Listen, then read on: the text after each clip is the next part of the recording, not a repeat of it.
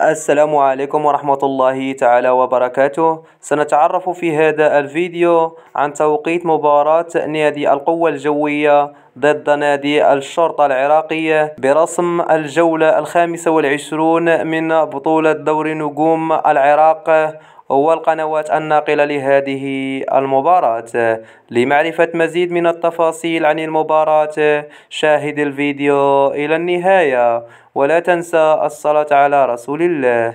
سيلاقي نادي القوة الجوية على ملعب الشعب نادي الشرطة العراقية برسم الجولة 25 من دوري نجوم العراق، وذلك اليوم الثلاثاء الموافق 30 أبريل شهر 4 2024 في حدود الساعة 6:15 بتوقيت المغرب الجزائر تونس، وعلى الساعة 8:15 بتوقيت السعودية العراق. لا تنسى شاركنا آرائك في التعليقات عن نتيجة المباراة.